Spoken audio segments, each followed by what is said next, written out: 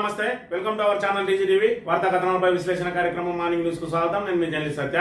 ముందుగా రాష్ట్రంలో జరుగుతున్న రాజకీయ పరిణామాలు కనుక పరిశీలించినట్లయితే అన్నదాతల వెతలు మరి ఆకాశాన్ని అంటుతా ఉన్నాయి. ఒకవైపు సాగునీరు లేక, రుణమాఫీ కాక, బోనస్ రాక, పెట్టుబడి సాయం లేక అన్నదాతలు అల్లాడుతూ ఉంటే రబీలో సాగునీరు అందక పొలాలు ఎండిపోయి వాళ్ళ రోదనలు మిన్నంటున్న పరిస్థితి.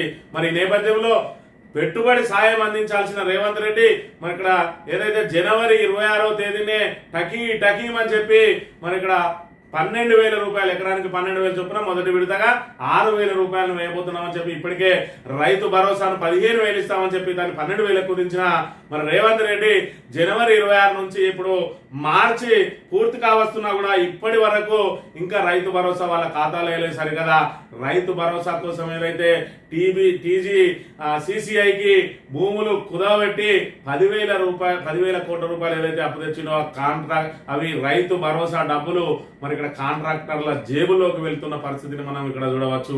మరి ఈ విధంగా రైతులను ఏదైతే మరి ఇక్కడ కేసీఆర్ హయాంలో నాట్లప్పుడు పెట్టుబడి సాయం అందితే మరి ఇక్కడ రేవంత్ రెడ్డి హయాంలో ఓట్లప్పుడే మరి ఇక్కడ పెట్టుబడి సాయం అందుతున్నారని చెప్పి మరి ఏదైతే ఆరోపణలు వెలువడుతున్నాయో ఆరోపణలు నిజమనే విధంగా ఒకవైపు స్థానిక సంస్థలు ఎన్నికలు రాబోతా ఉన్నాయని చెప్పి హడావిడిగా మరి ఇక్కడ ఏదైతే రైతు భరోసా డబ్బులను వేస్తామని చెప్పి ప్రకటించిండు జనవరి 26వ తేదీనే. తర్వాత స్థానిక సంస్థల ఎన్నికలను వాయిదా వేసుకోవాల్సి వచ్చింది. ఏదైతే బీసీల నుంచి, బీసీ సంఘాల నుంచి పెద్ద ఎత్తున ఉద్యమం రావడంతో 42% రిజర్వేషన్ ప్రకటించిన తర్వాతనే, అమలు చేసిన తర్వాతనే స్థానిక సంస్థల ఎన్నికలు నిర్వహించాలని చెప్పి బీసీ సంఘాలను ఐక్యంగా ఏదైతే పోరాటం చేసిందో దానికి వెనక్కి తగ్గిన సర్కార్ ఈ రోజు రైతు భరోసాను వేయకుండా మరి కమిషన్ల కోసం కక్కుర్తుపడి కాంట్రాక్టర్ల జేబుల్లోకి రైతు భరోసా డబ్బులను మరి ఇక్కడ డైవర్ట్ చేస్తున్న పరిస్థితిని మనం ఇక్కడ చూడవచ్చు. ఇప్పటికే రేవంత్ రెడ్డి 15 నెలల కాలంలో 1,52,000 కోట్ల రూపాయల అప్పు తీసుకొచ్చిన. మరోవైపు ఏదైతే భూములు 400 ఎకరాల మరి అతి విలువైన భూములను ఒక్కొక్క ఎకరాను మరి ఇక్కడ 100 కోట్లకు తగ్గకుండా వేయడానికి ప్రయత్నం చేసి మరో 40,000 కోట్ల రూపాయలను మరి ఇక్కడ దాని ద్వారా సేకరించడానికి ప్రయత్నం చేస్తా ఉన్నాడు. మరి ఇప్పటి వరకు ఒక కొత్త ప్రాజెక్ట్ లేదు, ఒక కొత్త పాలసీ లేదు. మరి ఇక్కడ ఏదైతే 6 గ్యారంటీలు అమలు లేదు, 420 హామీలకు మోక్షం లేదు. అయినప్పటికీ కూడా 1,52,000 కోట్ల అప్పులు తీసుకొస్తూ మరోవైపు ఏదైతే పెట్టుబడి పెట్టాలంటే తన దగ్గర 500 కోట్ల రూపాయలు కూడా క్యాపిటల్ ఇన్వెస్ట్మెంట్ చేయలేని పరిస్థితిలో ఉన్నా అని చెప్తూనే మరి ఇక్కడ గత ప్రభుత్వ మీద ఇంకా నెపం నెట్టడానికి ప్రయత్నం చేస్తూ ఉంటాడు. అలవి కానీ హామీలు ఏ విధంగా అయితే ఇచ్చిందో మూసీ లాంటి ప్రాజెక్టును ప్రైవేటు పరం చేసి మరి ప్రభుత్వ ప్రైవేటు భాగస్వామ్యంతో ఆ మూసీ నిర్వాసితులను అక్కడి నుంచి వెళ్ళగొట్టి అక్కడ ఆకాశ ఆర్మాలు నిర్మించి ప్రైవేటు చేతిలో మూసీ ప్రాజెక్ట్ అంతా కూడా ప్రైవేటు చేతిలో పెట్టడానికి మరి చేసిన ప్రయత్నాలు కూడా కొంతవరకు విఫలమైనట్టుగా మనం ఇక్కడ భావించవచ్చు. ఇప్పుడు ఫ్యూచర్ సిటీ పేరుతోటి మళ్ళీ 30,000 కోట్ల రూపాయలతో ఫ్యూచర్ సిటీని నిర్మిస్తామని చెప్పి మళ్ళీ కొత్త నాటకం ఆడుతా ఉన్నాడు. మరోవైపు మహిళలను కోటీశ్వరులు చేస్తా అంటాడు. వాళ్ళకి ఇస్తా అన్న 2,500కు ఇప్పటి వరకు గతి లేదు. మరి ఇక్కడ ఎమ్మెల్సీ ఎన్నికల్లో చూసుకున్నట్టయితే ఎమ్మెల్యే కోట ఎమ్మెల్సీ ఎన్నికల్లో మరి హఠాత్తుగా విజయశాంతి పేరు తెర మీదకి తీసుకురావడం అధిష్టానం మరి ఇక్కడ రాష్ట్ర నేతలు ఎవరితోటి కూడా ఏదైతే మరి వాళ్ళతోటి చర్చించకుండానే రాములమ్మ పేరు తెర మీదకి తీసుకురావడం, రేవంత్ రెడ్డిని క్రమంగా ఆయన అధికారాలకు కత్తెర వేయడానికి, అదేవిధంగా ఆయన ఆధిపత్యానికి చెక్కుపట్టే కార్యక్రమంలో భాగంగా మరి ఇక్కడ విజయశాంతి పేరును తెర మీదకి తీసుకొచ్చిందని చెప్పి చెప్తాను. మరోవైపు రేవంత్ రెడ్డి వర్గం విజయశాంతి మీద అప్పుడే మరి ఇక్కడ విమర్శలను ఎక్కుపెట్టింది. 15 నెలల కాలంలో అసలు ఆమె కాంగ్రెస్ లో ఉన్నదా లేదా, అసలు ఏమైంది, మరి కాంగ్రెస్ కార్యకలాపాల గురించి కానీ కాంగ్రెస్ పార్టీ గురించి కానీ ఏ ఒక్క రోజు మాట్లాడని విజయశాంతిని ఏ విధంగా ఎమ్మెల్సీ ఇస్తారని చెప్పి తన వర్గంతో అప్పుడే మరి దాడిని ప్రారంభించింది. ఎందుకంటే మరి ఇప్పటికీ ఎమ్మెల్సీ విషయంలోనే ఆమెకు అడ్డుకట్ట వేయకుంటే రేపు ఆయన మినిస్టర్ కూడా ఇచ్చే అవకాశం ఉంటుంది కాబట్టి ఆ ఎమ్మెల్సీ తోటి ఆమెకు సరిపెట్టే విధంగా మరి ఇక్కడ విమర్శనాస్త్రాలను ఎక్కుపెట్టిన పరిస్థితిని కూడా మనం ఇక్కడ ప్రధానంగా గమనించవచ్చు. ఇక మంత్రి నియోజకవర్గానికి చూసుకున్నట్టయితే ఒకవైపు గోదావరిని ఎడారిగా చేసి ఇసుక వ్యాపారం చేస్తా ఉన్నారు మంత్రిలో. మరి ఇక్కడ తాను అధికారంలోకి వచ్చిన 2 రోజుల్లోనే మరి ఇసుక క్వారీలన్నింటినీ కూడా బంద్ చేస్తా, ఇసుక లారీలను ఆపేస్తా అని చెప్పి మరి ఎన్నికల ముందు వాగ్దానం చేసిన శ్రీధర్ బాబు ఎన్నికలయ్యాక మాటలు మర్చిపోవడంతో ఇక్కడ మరి మంత్రిలో ఇసుక లారీల ద్వారా మరణ మృదంగం మోగుతా ఉన్నది. మరి ఇక్కడ మొన్న రామాయపల్లిలో ఒక యువకునికి 2 కాళ్ళు నుజ్జు అయినాయి. ఏదైతే ఇసుక లారీ దాకి నిన్నటి రోజున కమాన్పూర్ ఎక్స్ రోడ్ వద్ద మరి ఇక్కడ ఒక మహిళను ఏదైతే బైక్ ఢీకొన్న ప్రమాదంలో మహిళ అక్కడికక్కడే మరి మృతి చెందిన సంఘటన మన గతంలో చూసుకున్నట్టయితే కాటారం మండల కేంద్రంలో ఒక బైకర్ను గుద్ది ఆయన 2 కాళ్ళు నుజ్జునుజ్జైన పరిస్థితి, బొమ్మాపూర్లో ఓ వ్యక్తి చనిపోయిన పరిస్థితి, అడవి సోమనపల్లిలో వ్యక్తి చనిపోయిన పరిస్థితి. అయినప్పటికీ కూడా ఇసుక లారీల బీభత్సం మాత్రం ఆగడం లేదు. మాట ఇచ్చిన శ్రీధర్ బాబు మాత్రం ఆ మాట నిలబెట్టుకునే ప్రయత్నం అయితే చేయడం లేదు. ఇసుక లారీలకు సంబంధించి కనుక చూసుకున్నట్టయితే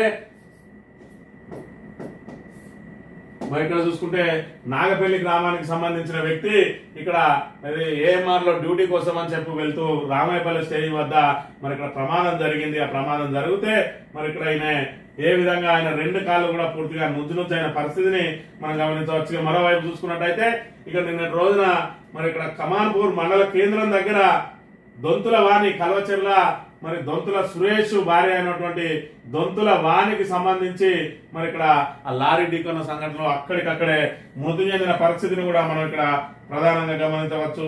ఇక గతంలో శ్రీధర్ బాబు ఎన్నికల ముందు ఇచ్చిన వాగ్దానాన్ని కనుక ఒకసారి మనం గమనించినట్టయితే కాంగ్రెస్ పార్టీ ప్రభుత్వం వస్తే 2వ రోజే ఇసుక లారీలను ఆపివేస్తామని చెప్పాం. ఖచ్చితంగా చెప్పిన కాంగ్రెస్ పార్టీ ప్రభుత్వం వస్తే 2వ రోజే ఇసుక లారీలను ఆపివేస్తామని చెప్పాం. మరి ఇప్పుడు ఎవరి ప్రభుత్వం వచ్చింది తెలంగాణలో? మరి ఇంకెన్ని రోజులు కావాలి? ఎంత మరణ మృదంగా మోగుతా ఉన్నది ఇక్కడ. మరి పక్కనే చూసుకున్నట్టయితే పెద్దపల్లి, ఆ పెద్దపల్లి కూడా మానేరు పరివాహకం ఉంటది. మంతనికి చూసుకున్నట్టయితే ఒకవైపు మానేరు, మరోవైపు గోదావరి. ఇటు మానేరు ఎండిపోయింది, ఇటు గోదావరి ఎండిపోయింది. ఇప్పుడు ఇసుక ప్రభుత్వానికి ఆదాయ వనరుగా మారింది. మరి అదే మానేరు మీద పెద్దపల్లిలో ఒక్క ఇసుక క్వారీని కూడా పెట్టడానికి అక్కడ ఎమ్మెల్యే విజయరమణారావు ససే మీద ఒప్పుకోలేదు. పైపెచ్చు ఏదైతే శాండ్ టాక్సీ ఉన్నదో ఆ శాండ్ టాక్సీని కూడా అమలు చేయకుండా నా పెద్దపల్లి ప్రజల అవసరాల కోసం నేను ఉచితంగానే ఇసుక ఇస్తా, ఎట్టి పరిస్థితుల్లో శాండ్ టాక్సీకి ఒప్పుకోనని చెప్పి మొట్టమొదట మరి ఇక్కడ ఫ్రీ ఇసుక విధానాన్ని అమలు చేయించిండు. అదేవిధంగా ఒక్క క్వారీ కూడా ఏర్పాటు కాకుండా తన మానేరు ఏదైతే వనరులు శ్రీధర్ బాబు గారు చెప్పినట్టు తాత తండ్రుల వనరులు ఎవరివి, మీ తాత తండ్రుల వనరులు దోసుకపోతాను బీఆర్ఎస్ వాళ్ళు అన్నారు. మరి ఇప్పుడు చూసుకున్నట్టయితే తాత తండ్రుల వనరులను అక్కడ విజయరమణారావు ఒక ఎమ్మెల్యేగా కాపాడగలుగుతా ఉంటే ఇక్కడ తాత తండ్రుల వనరులు అని చెప్పి పెద్ద పెద్ద లెక్చర్లు ఇచ్చిన మంత్రి శ్రీధర్ బాబు ఆ తాత తండ్రుల వనరులను ఏ విధంగా దోసుకుపోతా ఉన్నాడు. మరి గతంలో చూసుకున్నట్టయితే ఇవన్నీ బీఆర్ఎస్ నేతల జేబులకే పోతాయి. ఈ తిరిగే లారీలన్నీ కూడా మరి అప్పటి మాజీ ఎమ్మెల్యే జిల్లా పరిషత్ చైర్మన్ పుట్టమది అన్నారు. మరి ఇలా ఇవి శ్రీధర్ బాబు కాదా? మరి కాకుంటే ఎందుకు ఆపుతలేడు అన్న విషయాన్ని మంత్రి ప్రజలు గమనించాలి. ఈ రకంగా మరణ మృదంగం జరిగి రోజుకొక్కరు చొప్పున మరి నిత్య ప్రమాదాల బారిన పడతా ఉన్నా కూడా ఆ లారీలను ఆపడానికి మరి ఇప్పటి వరకు ఏదైతే ఆయన పరిశ్రమలు, ఐటీ, మరి ఇక్కడ విదేశీ యాత్రలు, అదేవిధంగా విదేశాల నుంచి వచ్చే వాళ్ళకి ఆహ్వానాలు, అందులోనే మునిగి తేలుతా ఉన్నాడు. మంత్రి ప్రజల సమస్యలను గాలికి వదిలేసిండు. మంత్రి ప్రజలందరూ కూడా నానా ఇబ్బందులు పడుతున్న పరిస్థితి. ఇక్కడ చూసుకున్నట్టయితే మరి ఇక్కడ ముత్తారం మండలానికి సంబంధించి సాగునీరు లేక పారుపల్లి శివారులో సుమారు 50 ఎకరాల్లో పంటలు ఎండిపోతున్నాయి. పంట పొట్ట దశకు వచ్చే సమయానికి సాగునీరు అందక పొలాలు ఎండిపోతున్నాయని రైతులు ఆవేదన వ్యక్తం చేస్తున్నారు. పారుపల్లి, చాతరాయపల్లి, సాలగుండ్లపల్లి శివారులో మానేరు నదిపై ఆధారపడి రైతులు పంటలు వేస్తా ఉంటే ఆ మానేరు పూర్తిగా ఎండిపోయింది. ఎండిపోవడంతో అక్కడ పూర్తి స్థాయిలో పంటలు దెబ్బతిన్న పరిస్థితి. మరోవైపు ఎస్ఆర్ఎస్పీకి సంబంధించి టైలెండ్ ప్రాంతం అంతా కూడా మంతలినే ఉంటది. మరి ఇక్కడ గుండారం రిజర్వాయర్ నుంచి మరి ఇక్కడ నీటిని వదిలిన పక్షంలో ఈ పంటలు కూడా ఎండిపోయే పరిస్థితి ఉన్నది. గత సంవత్సరం కూడా రబీలో పంటలన్నీ ఎండిపోయిన పరిస్థితి. అయినప్పటికీ కూడా సొంత నియోజకవర్గంలో ఉన్న కాళేశ్వరం ప్రాజెక్టు మీద కాంగ్రెస్ ప్రభుత్వం, అదేవిధంగా రేవంత్ రెడ్డి వాడిని కుట్రలకు శ్రీధర్ బాబు వంతపాడడంతో ఈ రోజు గోదావరి పూర్తిగా ఎడారిగా మారింది. గతంలో చూసుకున్నట్టయితే మరి నిండుకుండలా ఉన్న గోదావరి ఈ రోజు ఎడారిగా మారి భూగర్భ జలాలన్నీ కూడా అడగట్టిపోయి బోర్లన్నీ పట్టిపోయి మరి ఇక్కడ సాగునీరు అందక రైతులు నానా ఇబ్బందులు పడతా ఉంటే మరి వీళ్ళు ఇసుక వ్యాపారం చేస్తూ ఇక్కడ ప్రజల ప్రాణాలతోటి చెలగాట పడతా ఉన్నారు. మరి 2 రోజులలో కాంగ్రెస్ ప్రభుత్వం వచ్చినాక 2 రోజుల్లోనే బంద్ చేయిస్తాను శ్రీధర్ బాబు ఇప్పటి వరకు ఎందుకు బంద్ చేయిస్తలేడు అనేది మంత్రిని ప్రజలు గమనించాలి. గతంలో ఏ విధంగా అయితే మరి అబద్ధాలతోటి, అసత్య ప్రచారాలతోటి అప్పటి నాయకుల మీద ఏ విధంగా అభాండాలు వేసిరు అనేది ఇప్పటి ద్వారా వీళ్ళ చర్యల ద్వారా తేటతెల్లమైతా ఉన్నాయి. ఆ రోజు పుట్టమది ఇసుకను దోసుకపోతే ఈ రోజు దోసుకపోతున్నది శ్రీధర్ బాబు అనేది మరి ఇక్కడ ఒప్పుకోవాలి. లేదంటే ఆ రోజు ప్రభుత్వానికి, ఈ రోజు ప్రభుత్వానికి పోతే మరి ఆ రోజు పోయింది కూడా ప్రభుత్వానికే. మరి నువ్వు ఆపేస్తా అన్నది ఎందుకు ఆపుతలేవు? 2 రోజులలో ఆపుతా అన్నావు. మరి పక్కనే ఉన్న విజయరమణారావు ఏ విధంగా ఆపగలిగారు? ఆపగలిగిండు, నువ్వెందుకు ఆపలేకపోతున్నావు? ఆయన నీ పార్టీ, ఆయన కేవలం ఎమ్మెల్యేనే, నువ్వు సీనియర్ మరి లెజిస్లేటర్, 5 సార్లు ఎన్నికైనావు, 2 సార్లు మంత్రిగా చేసినావు, ఇప్పుడు నెంబర్ 2లో ఉన్నావు, మరి ఇక్కడ నెంబర్ 2 ఉన్నావు అని చెప్పి ఆ ఇసుక విధానాన్ని అంటే నీ సలహాతోటే నడిపిస్తానని చెప్తా ఉన్నాడు రేవంత్ రెడ్డి. మరి ఇసుకను దోసుకుపోమనే సలహా నీదేనా అనే విషయాన్ని కూడా మంత్రి ప్రజలకు స్పష్టం చేయాల్సిన బాధ్యత ఉన్నది. ఇక కుంభమేళాకు సంబంధించి చూసుకున్నట్టయితే కుంభమేళా బాధితుడు ఏదైతే నేరెళ్ల విజయ్, ఆ నేరెళ్ల విజయ్ అనే వ్యక్తి మరి ఇక్కడ కుంభమేళాకు మంత్రి నుంచి తరలి వెళ్ళిన వాళ్ళు రిటర్న్ ప్రయాణంలో 9 మంది ఉంటే 8 మందికి తీవ్ర గాయాలైనాయి. అందులో నాగపల్లికి సంబంధించిన విజయ్, అదేవిధంగా మంత్రికి సంబంధించిన సాగర్, ఇద్దరు కూడా మరి ఇక్కడ తీవ్ర గాయాలతోటి ఉన్నారు. వాళ్ళని అక్కడి నుంచి మరి ఏదైతే ఆ ప్రయాగరాజ్ నుంచి ఆ విజయ్ని కరీంనగర్ రెనే హాస్పిటల్ తీసుకొచ్చారు. సాగర్ను మరి ఇంత దూరం తీసుకురాలేక అక్కడ నాగపూర్లోనే హాస్పిటల్లో జాయిన్ చేసిర్రు. సాగర్ పరిస్థితి అయితే విషమంగా ఉన్నది. మరి గతంలో చూసుకున్నట్టయితే అక్కడ ప్రమాదం జరిగిన విషయం తెలుసు కానీ అసలు అక్కడ ఏంది పరిస్థితి ఏందో ఎవరికి తెలియదు. సుమారు 1000 కిలోమీటర్లు అవుతున్నారు కాబట్టి మరి వాళ్ళ మంచి చెడ్డలు యోగక్షేమాలు తెలుసుకుని వాళ్ళకి తక్షణం వైద్య సాయం అందించాలని చెప్పి మరి వీళ్ళు మదన పడుతున్న వేళ ఆయన బంధువులు, విజయ్కి సంబంధించిన బంధువులు పుట్టా మధుకర్ మాజీ ఎమ్మెల్యే గారిని కలవడంతో ఆయన అక్కడ ఉన్న మంత్రి పిఏ మరి పరిచయస్తుంటుంది, ఆ పిఏని అక్కడికి పంపించి మరి ఆ రోజు అక్కడ వైద్యం అందే విధంగా సహాయం అందించిండు. అదేవిధంగా వాళ్ళ యోగక్షేమాలన్నీ కూడా వీళ్ళ కుటుంబ సభ్యులకు తెలియజేయడం జరిగింది. దాన్ని చూసి కాంగ్రెస్ కు ఇక్కడ ఉన్న సోటా మోటా లీడర్లు మా సార్ ఏకంగా డైరెక్ట్ ఒక ప్రత్యేక బృందాన్ని పంపించింది అన్నాడు. మరి ప్రత్యేక బృందాన్ని పంపిస్తే ఇప్పటి వరకు వాళ్ళకు వైద్యం ఏది? మరి ప్రభుత్వం ద్వారా అందాల్సిన వైద్యం ఈ రోజు రెనే హాస్పిటల్లో పైసలు పెట్టుకొని చేస్తా ఉన్నారు. డబ్బుల కోసం నానా ఇబ్బందులు పడుతూ ఫోన్ పే గూగుల్ పే ద్వారా సహాయాన్ని అర్థిస్తా ఉన్నారు. వాళ్ళు సహాయాన్ని అర్థించాల్సిన దుస్థితి ఏంది? మరి ఇక్కడ ప్రభుత్వం ప్రత్యేక బృందం పంపినప్పుడు ఆ ప్రత్యేక బృందం మరి ఇక్కడ వాళ్ళని తీసుకొచ్చి ఎందుకు చికిత్స చేయించలేదు ప్రభుత్వ పరంగా? కనీసం అంబులెన్స్ లో కూడా తీసుకురాలేదు. మరి ఇక్కడ విజయ్ ఇక్కడికి రావడానికి అంబులెన్స్ కి 40,000 రూపాయలు అయినాయి అని అంటే ఆయన చికిత్సకి ఇప్పుడు సుమారు 7-8 లక్షల రూపాయలు అయితే ఉన్నాయి. మరి లెక్కన మరి కనీసం వాళ్ళకు ఏదైతే ప్రత్యేక బృందం మాట దేవుడు కనీసం ఇప్పటి వరకు పరామర్శలేదు. నిన్న రోజున పుట్టా మధుకర్ వెళ్తే ఆయనతోటి గోడు వెళ్ళవచ్చుకున్నాడు విజయ్. ఏదైతే మీరు పంపిన మనిషి వచ్చిన తర్వాతనే మాకు వైద్యం అందిందని చెప్పింది. ఎందుకంటే అది ప్రభుత్వ మెడికల్ కళాశాల, అది ప్రయాగరాజ్ లో స్వరూపరాణి మెడికల్ కళాశాల, మరి ప్రభుత్వ మెడికల్ కళాశాల. అందులో మరి తమకు పట్టించుకున్న వారు లేరు. అక్కడ పడేసి ఓ గ్లూకోజ్ పెట్టి మరి వదిలేసి వెళ్ళిపోయిండ్రు. మీరు పంపిన వ్యక్తి వచ్చిన తర్వాతనే మాకు సత్వరం మరి వైద్యం అందింది. మేము ఈ రోజు ఈ రకంగా అంటే సేఫ్ గా ఉన్నాం ఎంతో కొంత, అంటే అది మీరు పంపించిన మనిషి ద్వారానే అని చెప్పి వాళ్ళు నిన్న రోజున మరి ఇక్కడ కృతజ్ఞతలు చెప్పిన పరిస్థితిని కూడా మనం ఇక్కడ గమనించవచ్చు. పుట్టా మధుకర్ గారికి నిన్న రోజున రెనే హాస్పిటల్కి వెళ్ళి ఆయన పరామర్శించి ధైర్యం చెప్పి మరి కుంభమేళా బాధితులను ప్రభుత్వం ఆదుకోవాలని చెప్పి కూడా ఆయన డిమాండ్ చేసిన పరిస్థితిని కూడా మనం ఇక్కడ ప్రధానంగా గమనించవచ్చు.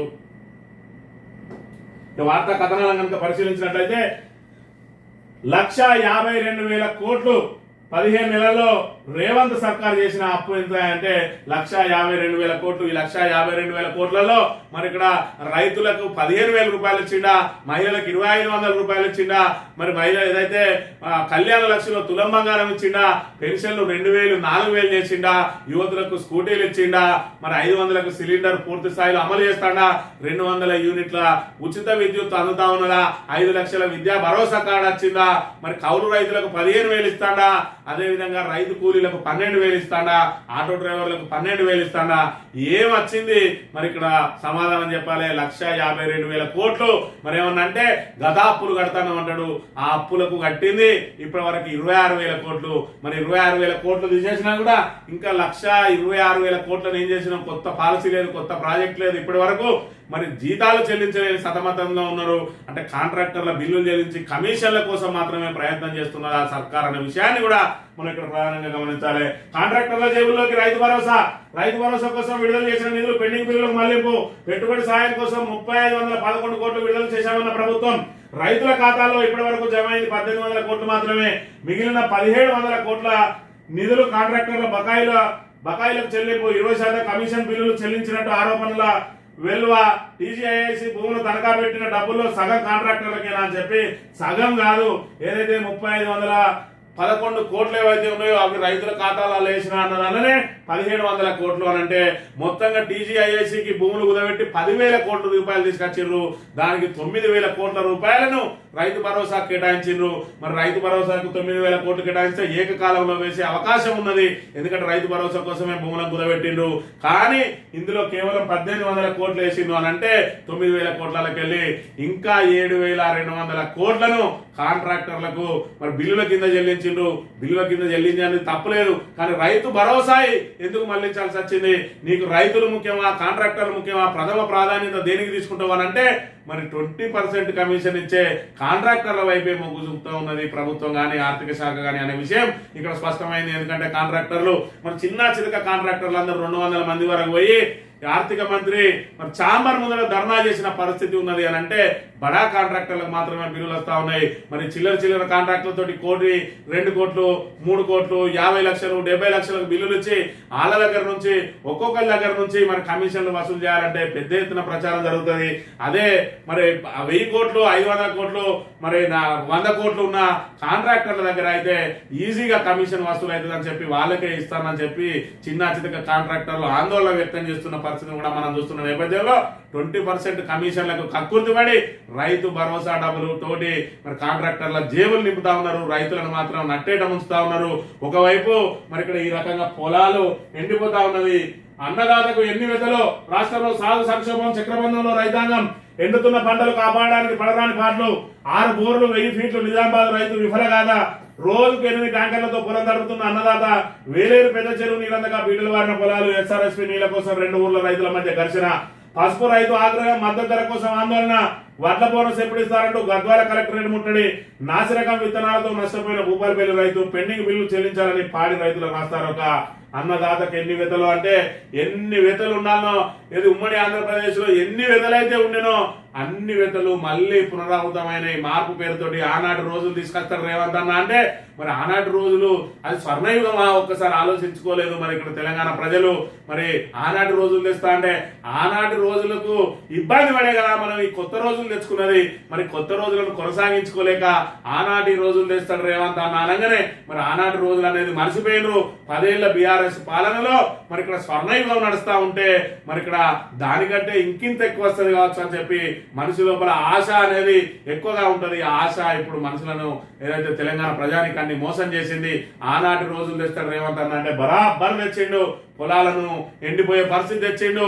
మరి ఇక్కడ ఏదైతే నాణ్యమైన విత్తనాలు అందరి దుస్థితిని తెచ్చిండు. యూరియా అందుబాటులో లేని దుస్థితిని తెచ్చిండు. మరి ఇక్కడ గతంలో ఏ విధంగా అయితే మరి ఇక్కడ రైతు భరోసా కానీ రైతు బీమా కానీ ఎలాంటి అందుబాటులో లేదు. మరి కేసీఆర్ అదేదైతే కళల సంక్షేమ పథకాలు అవి మరి ఏ దేశంలో ఏ ప్రభుత్వం కూడా అయ్యని రైతు బంధు పెట్టుబడి సాయాన్ని అందించి మరి ఇక్కడ వ్యవసాయాన్ని పండుగగా మార్చిండు. మరి ఇక్కడ చూసుకున్నట్టయితే సాగునీటి కోసం కాళేశ్వరం ప్రాజెక్ట్ లాంటి బృహత్తరమైన ప్రాజెక్ట్ తో పాటు మిషన్ కాకతీయ ద్వారా చెరువులన్నింటినీ కూడా మరి పునరుజ్జీవం చేసి ఈరోజు భూగర్భ జలాల మట్టం పెంచి మరి ఇక్కడ ఆ బోర్లు మరి ఏదైతే 100 ఫీట్లు కూడా వేగం ఉంది నీళ్ళు వచ్చే విధంగా ఏర్పాటు చేసి 24 గంటలు నాణ్యమైన కరెంట్ ఇచ్చి నాణ్యమైన విత్తనాలు ఇచ్చి పెట్టుబడి సాయం అందించి రైతుకు ఏదైనా ఇబ్బంది జరిగి మరి ప్రమాదవశాత్తు మృత్యువాత పడ్డా లేదంటే మరి నార్మల్ డెత్ అయినా కూడా 5 లక్షల రూపాయలు జీవిత బీమా అందించి రైతులకు భరోసాగా నిలిస్తే రైతులు రైతు భరోసాల 15,000 వస్తాయని చెప్పి ఆశపడి రేవంత్ రెడ్డికి ఏదైతే ఓటేసినో రైతు భరోసా మాట దేవుడేరు. ఇక్కడ చూసుకున్నట్టయితే పొలాలన్నీ కూడా ఎండిపోతా ఉన్నాయి. గత 10 సంవత్సరాలలో ఎప్పుడైనా చూసినావా ఈ కరువు కాటకాలు? పోనీ ఇది ఏమన్నా కాలం తెచ్చిన కరువా అంటే కాదు, ఇది స్పష్టంగా కాంగ్రెస్ తెచ్చిన కరువు అనేది మనకు స్పష్టమైతా ఉన్నది. కేవలం కేసీఆర్ అనవాళ్ళు జరిపిస్తా అని చెప్పి కాళేశ్వరం మీద కుట్రలు అన్ని ఏదైతే మేడిగడ్డ ప్రాజెక్టులో ఒక పిల్లర్ ఉందో దాన్ని మరి మరమ్మతు చేసి పునరుద్ధరించాల్సిన కాంగ్రెస్ ప్రభుత్వం పూర్తిగా బీఆర్ఎస్ పార్టీ మీద బురద జల్లే కార్యక్రమంలో భాగంగా కాళేశ్వరం 1,00,000 కోట్లు వృధా అయినాయి అని చెప్పి ప్రజలను మరి ఇక్కడ నమ్మించి అబద్ధాలను ప్రచారం చేసే ప్రయత్నంలో భాగంగా ఈ రోజు గోదావరిని ఎడావు పెట్టి కాళేశ్వరం ప్రాజెక్టును పడావు పెట్టి ఈ రోజు రైతుల పంట పొలాలను పనంగా పెట్టి మరి ఇక్కడ కక్ష సాధింపులకు పాల్పడతా ఉన్నాడు రేవంత్ రెడ్డి. మరి ఈ దుస్థితిని తీసుకొచ్చిందే కాంగ్రెస్. ఈ రోజు ఎన్ని రకాల ఇబ్బందులు పడతా ఉన్నారు. 6 బోర్లు 1000 ఫీట్లు వేసిందట. మరి ఇక్కడ నిజామాబాద్ రైతు ఇంకో రైతు అయితే 8 ట్యాంకర్ల నుంచి మరి 8 ట్యాంకర్లు పెట్టుకొని మరి ఇక్కడ పొలాలకు నీళ్లు ఇచ్చుకుంటున్న పరిస్థితి. ఇక్కడ ట్యాంకర్ల ద్వారా నీళ్లు తెచ్చుకుంటా ఉన్నాడు. ఇక్కడ చూసుకున్నట్టయితే మరి పసుపు రైతులు పసుపు బోర్డు తెస్తానా అని చెప్పి ఆ గుండా రవీంద్ర ఏదైతే చెప్పిండో ఆ పసుపు బోర్డు వస్తే రైతులకు ఏం న్యాయం జరిగిందో చూడండి. ఇక్కడ రైతులు పసుపు ధర రావడం లేదని చెప్పి వీళ్ళు రాస్తారోకోలు చేస్తున్న పరిస్థితి. ఇక్కడ 2 నెలల్లో 6 బోర్లు వేసిందట. 6 బోర్లు వేసి ఇంకా అప్పుల పాలవుతున్న దుస్థితి. మరోవైపు పాడి రైతులకు బిల్లులు చెల్లించక వాళ్ళు ఇక్కడ ధర్నాలు. ఇక్కడ చూసుకున్నట్టయితే మరి ఇక్కడ పెట్టుబడి సాయం అందక రైతు రుణమాఫీ కాక బోనస్ బోగస్ అయి మరి ఇక్కడ ఏదైతే పంటలు ఎండిపోతూ 2 రైతులు ఆత్మహత్యలు చేసుకున్నారు. మరి ఈ రకంగా ఇప్పటి వరకు 435 మంది రైతులు ఈ రకంగా 445 మంది రైతులు మరి ఇక్కడ ఆత్మహత్యకు పాల్పడ్డారు. 30 లక్షల వరకు అప్పుల పాలైన యువ రైతట తీర్చలేక పురుగుల మంది ఆగినని చెప్పి మరి ఇక్కడ ఓవైపు ఈ విధంగా ఉంటే మరోవైపు గ్రీన్ ఫీల్డ్ కోసం ఇక్కడ భూముల సేకరణ అని చెప్పి ఇప్పటికే భూ సేకరణను అస్తవ్యస్తం చేసింది రేవంత్ రెడ్డి ప్రభుత్వం. ఇప్పటికే లగచర్లకు సంబంధించి జాతీయ స్థాయి దృష్టికి వెళ్ళింది. అక్కడ గిరిజనులను ఏ విధంగా అయితే పోలీసుల దాష్టికంతో వాళ్ళ భూములు లాక్కునే ప్రయత్నం చేసిందో వాళ్ళు ఢిల్లీ వరకు వెళ్ళి బీఆర్ఎస్ అన్నతోటి కొట్లాడి పోరాడి కోర్టుకెళ్లి కోర్టులో మొదటి విజయం సాధించిండ్రు. అక్కడ భూసేకరణ మీద స్టే విధించింది హైకోర్టు. గిరిజన రైతులకు ఊరట లభించింది. మళ్ళీ అక్కడ విడిచిపెట్టి ఇక్కడ గ్రీన్ ఫీల్డ్ మీద పడతాడు. ఎక్కడ భూసేకరణ చేసినా కూడా రైతులను ఒప్పించి మెప్పించి వాళ్ళ దగ్గర నుంచి మరి సరైన నష్టపరిహారం ప్రభుత్వం ద్వారా ఇప్పించి మరి వాళ్ళను మెప్పించే ప్రయత్నం అయితే చేస్తలేడు రేవంత్ రెడ్డి. కానీ వాళ్ళ దగ్గర నుంచి పోలీసులతోటి అణచివేసి భూములు లాక్కునే ప్రయత్నం చేస్తున్న దుస్థితిని అయితే మనం ఇక్కడ ప్రధానంగా గమనించవచ్చు. ఇక ఇవన్నీ ఇట్లా ఉంటా ఉంటే మరి ఇక్కడ ఏదైనా మంచిదే సమయం అదే దీపం ఉన్నప్పుడే ఇల్లు చక్క పెట్టుకోవాలి అన్న సన్నంగా మరి ఎక్కడెక్కడి నుంచి పైసలు మరి ఖజానాకు కాదు మన జేబులు ఏ విధంగా నిండుతాయని మరి రేవంత్ రెడ్డి ఆయనకు ప్రయత్నాలు చేస్తా ఉన్నారు అని చెప్పి నిన్న రోజున కేటీఆర్ ఆరోపణలు చేశారు. అందులో భాగంగా టీడీఆర్ ద్వారా పెద్ద ఎత్తున స్కామ్ కు తెరలేపబోతా ఉన్నాడు రేవంత్ రెడ్డి అని చెప్పి నిన్న రోజున ఆరోపణ చేసిన పరిస్థితిని కూడా మనం ఇక్కడ చూడవచ్చు. టీడీఆర్ లో రేవంత్ భారీ స్కామ్. సీఎం వద్ద ఉండే రియల్ ఎస్టేట్ బ్రోకర్ల నిర్వాహకం. హైదరాబాద్ లో టీడీఆర్ పరిధి భూములను వాళ్ళు విచ్చలవిడిగా కొనుగోలు చేస్తున్నారు. త్వరలో ఎఫ్ఎస్ఐ తెస్తామని సీఎం ప్రకటిస్తారు. భూముల ధరలను పెంచుకుని వేలాది కోట్లు కొలగొట్టేందుకు కుట్రలు చేస్తున్న ముఖ్యమంత్రి దాసోహ్ శ్రవణ్ గతంలో ఎమ్మెల్సీగా నామినేట్ చేస్తే బీజేపీ కావాలని అడుగున్నది. ఫార్ములా ఈ రేస్ లో మళ్ళీ నోటీసులు ఇస్తారు. బడ్జెట్ సమావేశాల సందర్భంగా అటెన్షన్ డైవర్షన్ కోసం నాటకాలు మొదలు పెడతాడు. మీడియా చిట్ చాట్ లో బీఆర్ఎస్ వర్కింగ్ ప్రెసిడెంట్ కేటీఆర్ సంచలన ఆరోపణలు చెప్తూ మరి ఇక్కడ త్వరలోనే సార్ వస్తారని ఏదైతే కేసీఆర్ రాక కోసం ఎదురు చూస్తుందో కాంగ్రెస్ మరి పదే ఆరోపణలు చేసుకుంటా మరి కేసీఆర్ వస్తాడట అసెంబ్లీలో. ఇంకా తట్టుకో రేవంత్ రెడ్డి. మరి ఇప్పటికే హరీష్ రావు కేటీఆర్ నిన్ను ఆటాడుకుంటా ఉన్నారు. ఇక కేసీఆర్ కనుక అసెంబ్లీలో అడుగు పెడితే అసలు ప్రధాన మీడియా ఫోకస్ అంతా కూడా కేసీఆర్ మీదే ఉంటది. మరి నీ అబద్ధాలను నీ దుష్ప్రచారాలను ఆయన ఒక మాటతోటి కొట్టేయగలుగుతాడు. మరి ఆయన మాటల వాగ్దాడికి నువ్వు ఏ విధంగా మరి కుదేలైతావు చూడు. ఇప్పటికే నిన్ను అధిష్టానం ఒకవైపు నీ చిల్లర మాటలు బజారు భాషతోటి ఇప్పటికే పార్టీ ప్రతిష్ట దిగజార్చినామని చెప్పి మరి ఇక్కడ నీ కేవలం వ్యక్తిగత కక్షల కోసం ఈరోజు పార్టీని సర్వనాశనం చేస్తా ఉన్నావు అని చెప్పి నీకు చెక్కు పెట్టే కార్యక్రమానికి తెరలేపింది. అందులో భాగంగానే మరి ఎవరు ఊహించిన విధంగా విజయశాంతిని తెర మీదకి తీసుకొచ్చి ఆమెకు ఎమ్మెల్సీ పదవి ఇచ్చింది. మరి ఇక్కడ రేవంత్ రెడ్డి చూసుకున్నట్టయితే తన ఆత్మ లాంటి వేం నరేందర్ రెడ్డి ఏదైతే 2014లో తెలంగాణ ఏర్పాటు అయిన తర్వాత ఎమ్మెల్యేల కోటాలో ఎమ్మెల్సీ కట్టబెట్టడానికి ఏదైతే దాని తరపున టీడీపీ తరపున ఎమ్మెల్సీ వేం నరేందర్ రెడ్డి కోసం 50 లక్షల రూపాయలతోటి మరి అక్కడ నామినేటెడ్ ఎమ్మెల్యే దగ్గరికి పోయి బేరసారాలు చేసి మరి అడ్డంగా కెమెరాలకు బుక్ అయిండో ఆ వేం నరేందర్ రెడ్డిని ఏ విధంగానైనా ఎమ్మెల్సీ చేయాలని ఇప్పుడు ఎమ్మెల్యే కోటా కోసం మరి సిఫారసు చేసిండు. అదే విధంగా ఫహీం ఖురేషి అని చెప్పి ఆయనకు మరి అత్యంత సన్నిహితుడు రేవంత్ రెడ్డికి ఆయనను మైనారిటీ కోటాలో ఈయనను ఓసీ కోటాలో ఇద్దరిని కూడా మరి ఎమ్మెల్సీ చేయడానికి ప్రయత్నం చేస్తే మరి వీళ్ళకి చెక్కు పెట్టి అధిష్టానం ఇక్కడ రాములమ్మను తెర మీద తీసుకొచ్చింది విజయశాంతిని. ఆ విజయశాంతి ద్వారా ఇక్కడ రేవంత్ రెడ్డికి చెక్కు పెట్టే కార్యక్రమం చేయబోతోంది. ఆమెకు త్వరలోనే హోంశాఖ ఇస్తారని కూడా అంటే రేవంత్ రెడ్డి చరిష్మాను తగ్గియడం, అదేవిధంగా మిగతా ఎమ్మెల్యేలందరినీ కూడా రేవంత్ రెడ్డికి కట్ చేయడం. ఇప్పటికే రేవంత్ రెడ్డి ఇంటికి ఎమ్మెల్యేలు ఎవరు వెళ్ళవద్దని చెప్పి పార్టీ నుంచి మరి ఇక్కడ కాంగ్రెస్ పార్టీ వ్యవహారాల ఇన్ఛార్జ్ మీనాక్షి నటరాజన్ ఆదేశాలు జారీ చేసింది. దాంతో అంటే రేవంత్ రెడ్డి రెక్కలు ఒక్కొక్కటిగా కట్ చేసుకుంటూ వచ్చి చివరికి ఏకాకిం చేసి ఆయనను గద్దెదించడమే అధిష్టానం లక్ష్యం ఇప్పుడు వాళ్ళ ముందున్నది. ఒకవైపు రాహుల్ గాంధీని ప్రధానమంత్రి కావాలి అని చెప్పి ఏ విధంగా జాతీయ స్థాయిలో పార్టీని పటిష్టం చేద్దామని ఆయన ప్రయత్నాలు చేస్తా ఉంటే, ఇక్కడ మాత్రం ఏదైతే బీజేపీ తోటి కుమ్మక్కాయిండు రేవంత్ రెడ్డి అని చెప్పి పార్టీని సర్వనాశనం చేస్తా ఉన్నాడని చెప్పి మరి ఆయన గుజరాత్ లో ఏదైతే మాట్లాడిండో ఆవేదనతోటే మాట్లాడిండు, అది పూర్తిగా రేవంత్ రెడ్డి గురించే. మరి ఇక్కడ మోదీని నెత్తికెత్తుకుంటాడు, గుజరాత్ మోడల్ చేయాలని అంటాడు, మోదీ తెలంగాణ పట్ల సానుకూలంగానే ఉన్నాడు అంటాడు, ఆయన నాకు బడేబాయ్ లాంటి వాడు అంటాడు, ఆదానికి రెడ్ కార్పెట్ ఎత్తాడు. మరి ఇక్కడ రాహుల్ గాంధీ వ్యతిరేకించే వాళ్ళందరినీ నెత్తిన పెట్టుకొని తిరుగుతాడు. కాబట్టి ఇక్కడ బీజేపీ కోవర్ట్ ఉన్నారు వీళ్ళు, మరి మీకు మీరుగా వెళ్తారా, నన్నే వెళ్ళగొట్టుకుంటారా అని చెప్పి తీవ్ర వ్యాఖ్యలు చేసిరు. అందులో రేవంత్ రెడ్డి కూడా చెప్పి మరి ఇక్కడ తెలంగాణలో పెద్ద ఎత్తున ప్రచారం జరుగుతున్న వేళ రేవంత్ రెడ్డికి మరి ఒకటి తర్వాత ఒకటి పరాభవాలు జరుగుతూనే ఉన్న అంశాన్ని కూడా మనం చూడవచ్చు. ఇక ముగిసిన ఎమ్మెల్సీ నామినేషన్లు బీఆర్ఎస్ నుంచి దాసోజు, సిపిఐ నుంచి నెల్లికంటి, కాంగ్రెస్ నుంచి అద్దంకి, విజయశాంతి, జయశంకర్, మన శంకర్ నాయక్ మరి 5 ఎమ్మెల్సీలకు 5గురే మరి నామినేషన్ చేశారు. కాబట్టి ఎన్నిక అనేది మరి ఏకగ్రీవం కాబోతా ఉన్నది. మరి దీనిలో ఇప్పటికే కాంగ్రెస్ భయపడ్డది. ఫిరాయింపు ఎమ్మెల్యేలు కూడా మరి ఇక్కడ వాళ్ళు జంకుతా ఉన్నారు, ఒకవేళ ఎలక్షన్లు వస్తే తాము ఎవరి వైపు నిలబడాలని. మరి ఇక్కడ కేసీఆర్ వ్యూహం ఏంటిది అనేది ఇప్పటి వరకు ఇటు ఫిరాయింపు ఎమ్మెల్యేలకు కానీ ఇటు కాంగ్రెస్ ఎమ్మెల్యేలకు కానీ ఇప్పటి వరకు అర్థం కాని విషయం. ఖచ్చితంగా సుప్రీంకోర్టు వేటు వేస్తుందని చెప్పి చెప్తున్న వేళ మరి వాళ్ళందరూ కూడా తిరిగి రాబోతా ఉన్నారని కూడా మరొక ప్రచారం జరుగుతా ఉన్న నేపథ్యంలో మరి రాబోయే ఈ 20-25వ తేదీలోపు మరి ఇక్కడ రకరకాల పరిణామాలు చోటు చేసుకునే అవకాశం ఉన్నది. ఒకవైపు రేవంత్ రెడ్డికి అధిష్టానం చెక్ పెట్టడం, మరోవైపు బీఆర్ఎస్ ఏదైతే ఫిరాయింపు ఎమ్మెల్యేలను మరి ఇక్కడ ఆయన వదిలేసినట్టుగా ప్రచారం జరుగుతూ ఉన్నది. రేవంత్ రెడ్డి ఇంకా పార్టీని కాపాడాల్సిన అవసరం నాకేందన్న చందంగా ఆయన వ్యవహరిస్తున్నారని కూడా కొన్ని ప్రచారం జరుగుతున్న అంశాన్ని కూడా మనం చూడవచ్చు. గురుకులంలో విద్యార్థిని మృతి, రాత్రి భోజనం చేసి పడుకున్న తర్వాత లేవని చిన్నారి బిడ్డ చనిపోయిందని ఏడుస్తున్న తండ్రిని లాక్కెళ్లిన పోలీసులు. రేవంత్ కు పిల్లల పాపం తగలక మానదు, కేటీఆర్ సమగ్ర విచారణ చేపట్టాలి, బోత్ ఎమ్మెల్యే అనిల్ జాదవ్ అని చెప్పి మరి ఇక్కడ గురుకులంలో మరణ మృదంగాలు మోగుతా ఉన్నాయి. గురుకులాలంటే మరి మృత్యు కుహరాలుగా మారుతా ఉన్న పరిస్థితి. ఒకవైపు ఆత్మహత్యలు, ఒకవైపు కరెంటు షాకులు, ఒకవైపు మరి ఇక్కడ ఏదైతే పాము కాట్లు. ఇక్కడ చూసుకున్నట్టయితే పండుకున్న వాళ్ళు పండుకున్నట్టే చనిపోతా ఉన్నారు. కారణాలు ఏంటియో తెలియడం లేదు. మరి గతంలో చూసుకుంటే విషాహారం తిని అస్వస్థత బారైన వాళ్ళు అనేక మంది ఉన్నారు. ఇప్పటికి 83 మంది మృతి చెందిందట.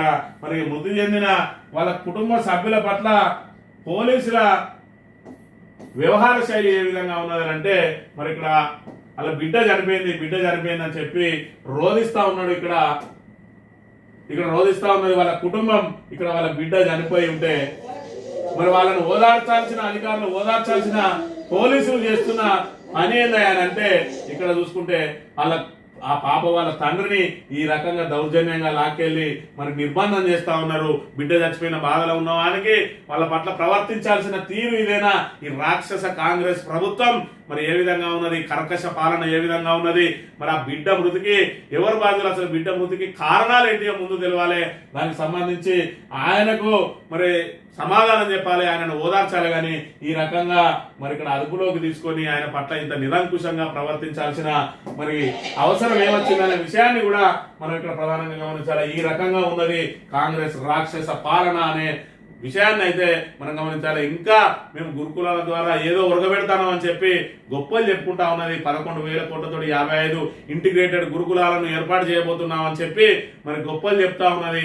మరి వీళ్ళ ఆచరణ యోగ్యం ఏ విధంగా ఉన్నది, వాళ్ళ ఆచరణ ఏ విధంగా ఉన్నది, వాళ్ళ మాటలు ఏ విధంగా ఉన్నాయి, మరి ఇక్కడ మృత్యు గురాలుగా ఎందుకు మారినాయి గురుకులాలు, మరణ మృదంగా ఎందుకు మోగుతా ఉన్నది అనే విషయాన్ని మరి ఇక్కడ ప్రజల ముందు తేట తెల్లం చేయాల్సిన బాధ్యత మరి ఇక్కడ ప్రభుత్వం మీద ఉన్నది. ఒకవైపు విద్యాశాఖ మంత్రి ఆయననే, హోంశాఖ మంత్రి ఆయననే. మరి ఆ విద్యాశాఖ మీద ఎవరో వచ్చి మరి రివ్యూలు చేస్తారు. హోంశాఖనైతే పట్టించుకున్న పాపాన్ని ఇవ్వలేదు. శాంతి భద్రతలు పూర్తిగా క్షీణించిన పరిస్థితిని కూడా మనం ఇక్కడ ప్రధానంగా గమనించవచ్చు.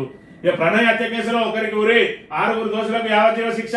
కులోన్మాల హత్య కేసులో SC/ST కోర్టు తుది తీర్పు, సంచలన తీర్పు వెలువరించిన న్యాయమూర్తి రోజారామని 2020లో ప్రధాన సూత్రధారి మారుతిరావు ఆత్మహత్య. దోషులకు సరైన శిక్ష పడిందంటున్న ప్రణయ్ తండ్రి. పరువు హత్య కేసు సంచలనం సృష్టించింది. ఇది మరి ఇక్కడ 2019 ఆ ప్రాంతంలో జరిగింది. ఏదైతే వైశ్య కులానికి చెందిన మారుతిరావు కుమార్తె మరి SC కులానికి చెందిన ఒక అబ్బాయిని ప్రేమించి పెళ్లి చేసుకుంటే మరి ఆయనను ఆ మారుతిరావు కిరాయి గుండాలతోటి తన తమ్ముని అండదండలతోటి మరి అక్కడ ఆయనను నరికేయించిండు. ఆ తర్వాత ఈ కేసు పెద్ద ఎత్తున సంచలనమై రాష్ట్ర వ్యాప్తంగా సంచలనం రేపడంతో మరి పెద్ద ఎత్తున సాక్షులను సమీకరించి మరి ఖచ్చితంగా ఆధారాలతో సహా కేసు నిరూపితం చేస్తే నిన్న రోజున తీర్పు వచ్చింది. మరి ప్రధాన నిందితుడైన మారుతిరావు ఆ తర్వాత జరిగిన పరిణామాలతోటి ఆయన ఆత్మహత్యకు పాల్పడ్డాడు. మరి ఆ తర్వాత ఈ మిగతా వాళ్ళు ఎవరైతే ఉన్నాడో ప్రణయ్ ఈ అమ్మాయి వల్ల బాబాయ్, ఆ బాబాయికి ఏమో యావజ్జీవ శిక్ష పడ్డది. ప్రధానంగా ప్రణయ్ని హత్య చేసిన వ్యక్తికి ఉరి శిక్ష పడ్డది. మిగతా సహకరించిన వాళ్ళందరికీ కూడా జీవిత ఖైదు విధించింది. పరువు హత్య కేసులలో మరి ఇక్కడ సంచలనమైన తీర్పు పడ్డది.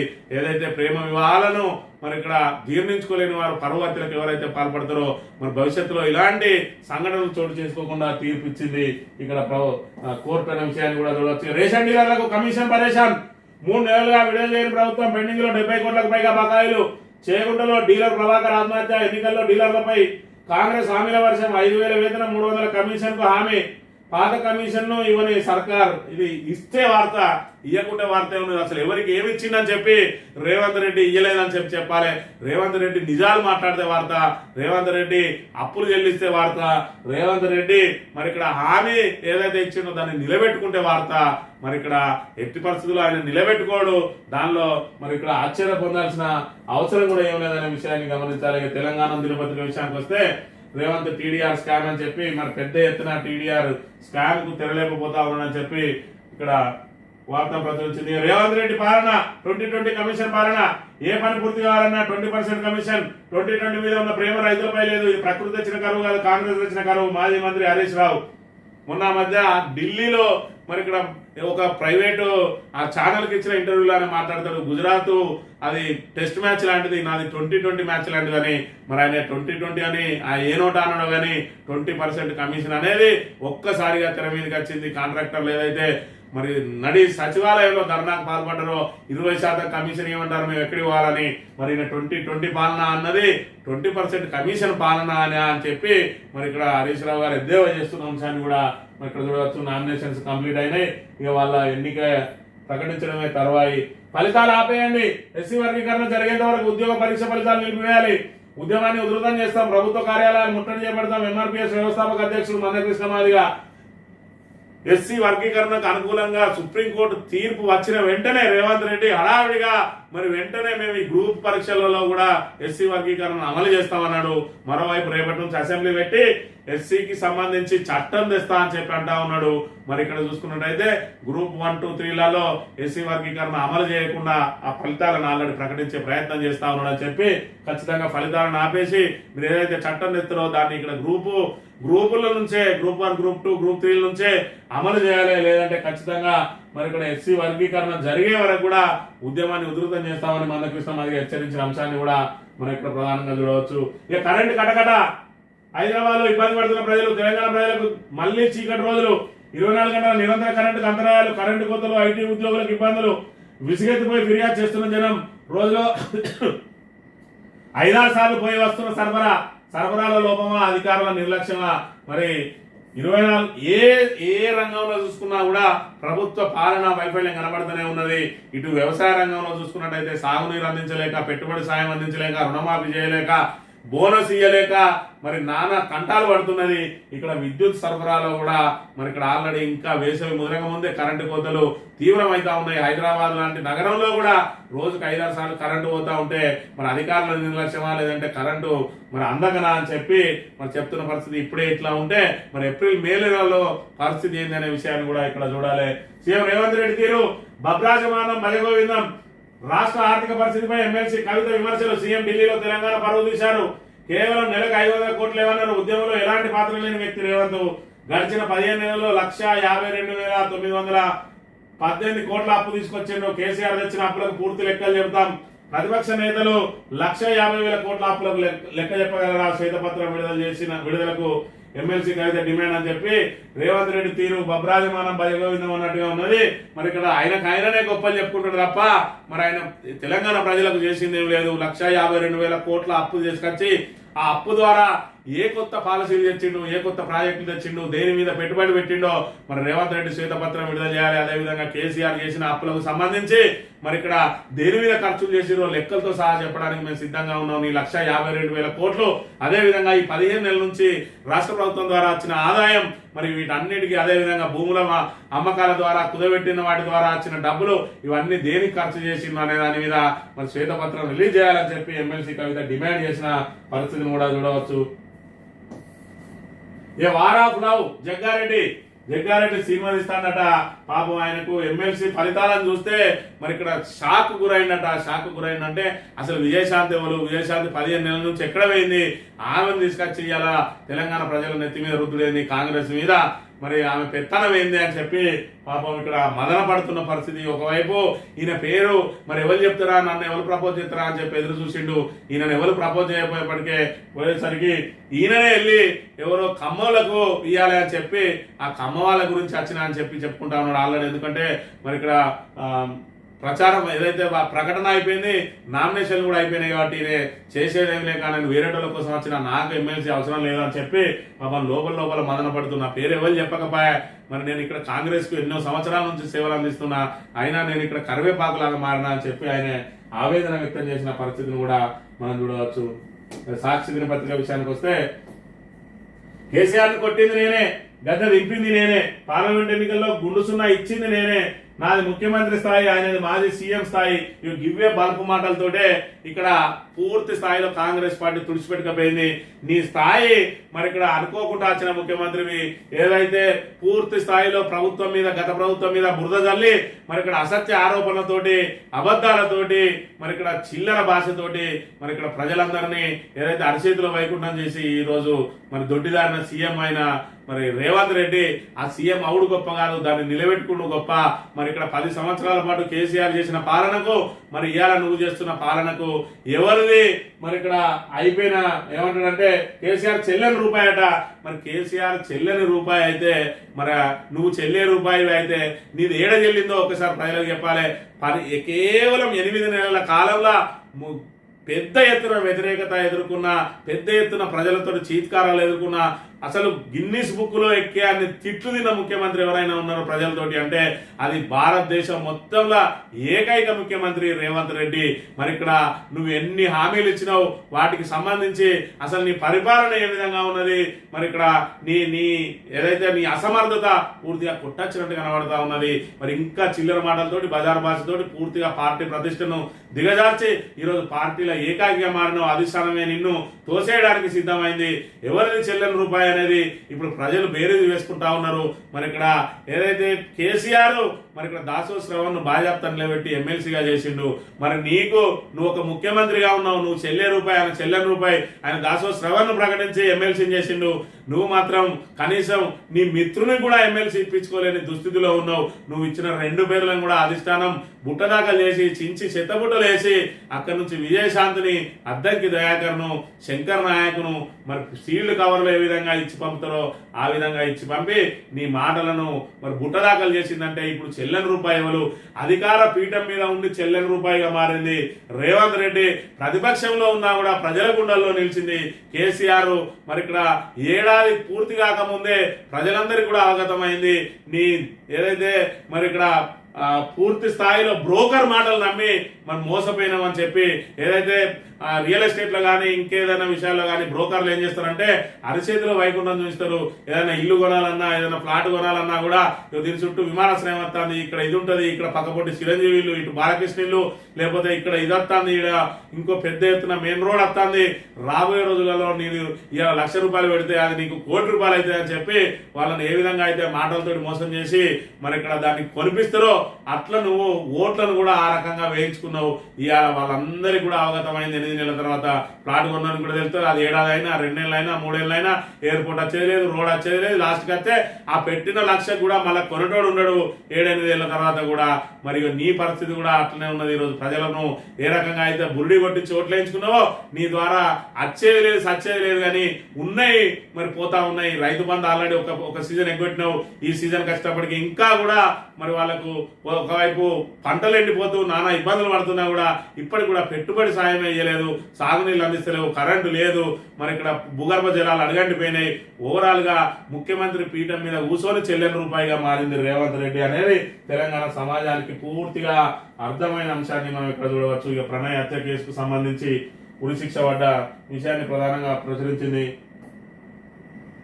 గ్రూప్ 1 మెయిన్స్ మార్కులు విడుదల, సబ్జెక్టుల వారీగా వెబ్సైట్ లో ఉంచిన DGPSC అభ్యర్థుల వారి లాగిన్ ద్వారా చూసుకోవాలని వెల్లడి. 16వ తేదీ సాయంత్రం 5 గంటల వరకు అందుబాటులో. అభ్యంతరాలు ఉంటే రీకౌంటింగ్ దరఖాస్తు చేసుకోవచ్చు. రీకౌంటింగ్ పూర్తయిన తర్వాత జనరల్ ర్యాంకింగ్స్ విడుదల అని చెప్పి మరి ఇక్కడ గ్రూప్ 1 మెయిన్స్ కు సంబంధించిన మార్కులు ఆల్రెడీ విడుదల అయిపోయినాయట అని చెప్పి ఇక్కడ మరి 16 తారీఖు వరకు అందుబాటులో ఉంటాయట. దానికి సంబంధించిన అభ్యర్థులు లాగిన్ అయ్యి ఏమైనా అభ్యంతరాలు ఉంటే మళ్ళీ రీకౌంటింగ్ పోవచ్చు. ఆ తర్వాత పూర్తి స్థాయిలో ర్యాంకులను వెలువరిస్తామని చెప్పి మరి ఇక్కడ TGPSC ప్రకటించిన అంశాన్ని కూడా చూడవచ్చు. ఆంధ్రజ్యోతి విషయానికి వస్తే తీసుకున్నది ఎంత, ఇచ్చింది ఎంత, 10 ఏళ్లలో తెలంగాణ కేంద్రం ఇచ్చిన నిధులపై చర్చకు సిద్ధం. ఇటు బీజేపీ గాని ఇటు కాంగ్రెస్ గాని రెండు కూడా తెలంగాణ పుట్టిముస్తా ఉన్నాయి. వీళ్ళు వాళ్ళని తిట్టుకుంటా వీళ్ళని తిట్టుకుంటా మరి ఇక్కడ సమయం గడుపుతా ఉన్నారు. కానీ నిధులు తెచ్చే అంత సత్తా రేవంత్ రెడ్డికి లేదు, నిధులు ఇప్పించే అంత సత్తా కిషన్ రెడ్డికి లేదు. ఇటు కిషన్ రెడ్డి, బండి సంజయ్ 8 మంది ఎంపీలు ఉన్నా కూడా తెలంగాణ మీద ఇంకా శీతకన్నే ఉన్నది కేంద్రానికి. మరి ఇక్కడ కాంగ్రెస్ పరంగా చూసుకుంటే మరి ఇక్కడ బీజేపీని గట్టిగా ఎదుర్కోలేక పోనీ ఇక్కడ స్నేహావస్థం అందించినా కూడా వాళ్ళ దగ్గర నుంచి నిధులు తేలేక మరి ఇక్కడ రేవంత్ రెడ్డి పూర్తిగా విఫలమైండు.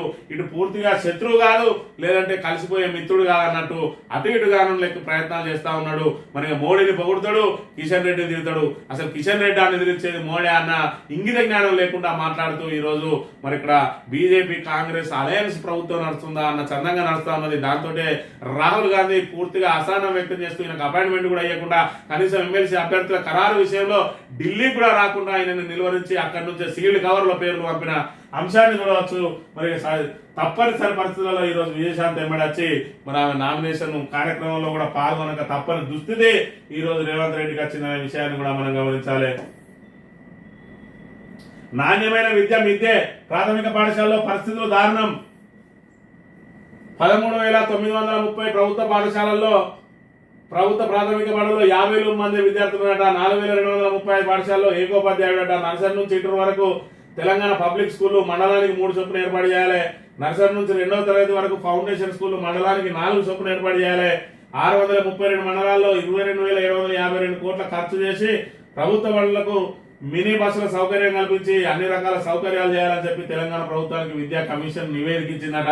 విద్యా కమిషన్ ఏర్పాటు చేసిరు. దీనికి ఆ మాజీ IAS మురళిని మరి దానికి ఏదైతే కమిషన్ చైర్మన్ చేసిండు మరి విద్యాశాఖ మంత్రిగా రేవంత్ రెడ్డి ఉన్నాడు. ఇప్పటి వరకు ఆ విద్యాశాఖ మంత్రికి విద్యాశాఖ కమిషన్ ఇప్పటి వరకు కలవలేదు, ఇప్పటి వరకు దాని మీద సమీక్ష చేయలేదు. ఆఖరికి మరి ఏదో పత్రికలకు ఇచ్చి పత్రికల ద్వారా చెప్పుకోవాల్సిన దుస్థితి ఏర్పడ్డది ఈ రోజు. మరి ఆ రోజు చూసుకున్నట్టయితే మేము మేధావులం అని చెప్పి ఈ అర్ధ మేధావులు కేసీఆర్ మీద ఆరోపణలు చేసుకుంటూ తిట్టుదండకం చేసుకుంటూ తిరుక్కుంటూ ఈ రోజు అందరినీ బురదలో మరే పందులాగా మార్చి ఈ రోజు వాళ్ళు బురదలోనే మరి మగ్గుతున్న పరిస్థితిని కూడా మనం ఇక్కడ చూడవచ్చు. ఇక పంట తడి అట. మరి ఇక్కడ పొలాలు ఎండిపోతున్నాయని చెప్పి ఆఖరికి ఇక రోజు ఈ పొలాలు ఎండిపోతున్న పరిస్థితిని చూసి మరి ఆంధ్రజ్యోతిడు ఎందుకు రాస్తలేడు, వీడు ఇంకా రేవంత్ రెడ్డి బూట్లు నాకుతాడా అని చెప్పి ఏదైతే ప్రజల నుంచి చీత్కారం ఎదురైతుందో దాంతో ఇక తప్పనిసరి పరిస్థితులలో మరి ఇక్కడ రాసిండు. ఏదైతే ఆయకట్టు రైతుల కన్నీరే, ప్రాజెక్టుల నుంచి నీళ్ళేట. పూడిగా పిచ్చి మొక్కలతో అధ్వానంగా మారిన కాలువలు, మరమ్మతులు లేక చివరి భూములకు అందరి నీరు, ఏమాత్రం ఆశ లేక వరి పొలాల్లోకి పశువుల వదిలివేత, కొన్ని చోట్ల ట్యాంకర్లతో నీరు తెచ్చిపోస్తున్న రైతులు వెంటనే సాగునీరు విడుదల చేయాలంటూ SRSP నాగార్జున సాగర్ ఆయకట్టు రైతుల ఆందోళన. నీ సొంత పత్రిక నువ్వేదైతే మరి డబ్బులు ఇచ్చి దున్నపోతును మేపినట్టు మేపుతా ఉన్నావో ఆ పత్రిక కూడా రాసింది. ఇప్పటికైనా సిగ్గు తెచ్చుకోవాలి రేవంత్ రెడ్డి.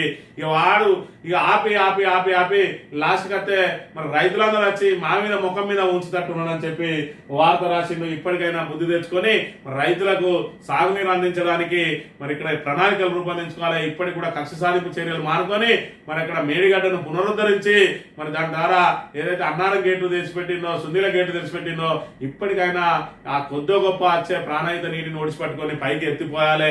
లేదంటే మరి ఇక్కడ తాగునీటి కూడా నానా ఇబ్బందులు తప్పని దుస్థితి ఏర్పడుతుందనే విషయాన్ని గమనించాలి. ఈనాడు దినపత్రిక విషయానికి వస్తే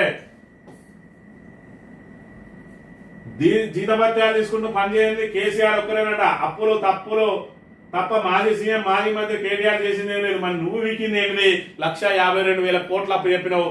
మరి ఇక్కడ అక్కడ చూసుకున్నట్టయితే చేసింది ఏమీ లేదు అని చెప్పడానికి నువ్వు కూర్చున్న సచివాలయమే కేసీఆర్ కట్టింది. నీ పక్క పొంటి అంబేద్కర్ విగ్రహం పెట్టింది కేసీఆర్. అక్కడ నుంచి చూసుకుంటే కాళేశ్వరం లాంటి బృహత్తరమైన ప్రాజెక్టు కట్టింది కేసీఆర్.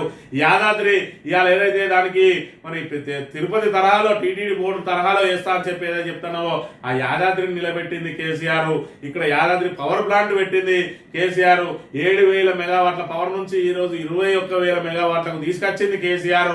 ఈ రోజు పంట పరంగా చూసుకున్నట్టయితే మిషన్ భగీరథ పరంగా చూసుకున్నట్టయితే మిషన్ కాకతీయ పరంగా చూసుకున్నట్టయితే దేనిలో కూడా తెలంగాణ విజయాలను మరి ఇక్కడ చెప్పరడవి లేని విధంగా డెవలప్ చేసిండు. ఇన్ఫ్రాస్ట్రక్చర్ డెవలప్ చేసిండు. నువ్వు చూసుకున్నట్టయితే ఇప్పటివరకు కొత్త కట్టడాలు లేవు, కొత్త పాలసీలు లేవు, కొత్త విధానాలు లేవు, కొత్త సంక్షేమ పథకాల అమలు లేదు, పాత సంక్షేమ పథకాల అమలు కొనసాగించింది లేదు. 1,52,000 కోట్లు మరి నీ ద్వారా రోజు నిత్యం అన్నదాతల ఆత్మహత్యలు, ఇక్కడ చూసుకున్నట్టయితే విద్యార్థుల మృతులు, ఆటో డ్రైవర్ల ఏదైతే ఆత్మహత్యలు ఇంకా సర్వం జరుగుతూ ఉన్నాయి. అయినా కూడా ఇంకా సిగ్గు లేకుండా కేసీఆర్ ను విమర్శించుకుంటూనే తిరుగుతా ఉన్నాడు. ఇప్పటికే కేసీఆర్ ను పల్లెత్తు మాట అన్నా కూడా ప్రజలు మరి నీ మీద తిరగబడడానికి సిద్ధంగా ఉన్నాడు. వీలైతే మరి నువ్వు ఇచ్చిన హామీలను అమలు చేయడానికి ప్రయత్నం చేయి, లేదంటే ప్రజలకు క్షమాపణ చెప్పు. మరి ఇక్కడ మేము దాన్ని ఏదైతే దాన్ని కొనసాగించలేకపోతా ఉన్నాం, మాకు ఇంకా సమయం కావాలి, మేము ముందుగాలు మరి ఇక్కడ గాడిన పడేయాలంటే ఆదాయం పూర్తిగా పడిపోయింది, మా అస్తవ్యస్త నిర్ణయాలతోటి మేము సరి చేసుకుంటాం, మాకు అవకాశం అని చెప్పి అసెంబ్లీ సాక్షిగా ప్రజలకు క్షమాపణ చెప్పాలి తప్ప ఇంకా కేసీఆర్ తిడితే ఇంకా కాంగ్రెస్ అధపాతాలని పోతుంది. ఆ కాంగ్రెస్ తిట్టే తిట్లను చూసే నువ్వేదైతే ఆ కాంగ్రెస్ అధిష్టానం దుట్టే తిట్లను చూసి కేసీఆర్ మీద మాట్లాడితే కాంగ్రెస్ కు పుట్టగతులు ఉన్నాయని నిన్ను మార్చడానికే మరి ఇక్కడ ప్రయత్నం చేస్తా ఉన్నా. ఇంకా నిస్సిగ్గుగా కేసీఆర్ విమర్శిస్తున్న తీరును తెలంగాణ సమాజం అంతా కూడా గమనిస్తా ఉన్నది. ఖచ్చితంగా రేవంత్ రెడ్డి చరిత్రహీనునిగా మిగిలిపోయే అవకాశం ఉంటది. మరి అది మానుకొని 6 గ్యారెంటీల అమలు ఏ విధంగా చేయాలనే ప్రయత్నం చేయాలి, మరి ఆదాయాన్ని ఏ విధంగా గాడిలో పెట్టుకోవాలి, అప్పులు చేయకుండా ప్రభుత్వాన్ని ఏ విధంగా నడిపియాలనే మరి ఇక్కడ ప్రయత్నం చేయాలి తప్ప ఇంకా గత ప్రభుత్వం మీద చిల్లర భాషతోటి చిల్లర మాటలతోటి కేసీఆర్ మీద కక్ష సాధింపుతోటి ఆయన మీద భూత పురాణంతో మాట్లాడితే కాంగ్రెస్ తుడిచిపెట్టుకోబోతుంది. ఇంకా 40 ఏళ్ళు 50 ఏళ్ళ వరకు కూడా మన కాంగ్రెస్ తెలంగాణలో మరి అడుగుపెట్టే అవకాశం ఉన్నదని మరి ఈ విషయం అంతా అధిష్టానం గమనించింది కాబట్టి నిన్ను తొలగించే ప్రయత్నం చేస్తున్నానని చెప్పి గమనించాలని కోరుతూ ఇది ఈ రోజు మార్నింగ్ న్యూస్. తిరిగి వెళ్తాం. Thank you very much.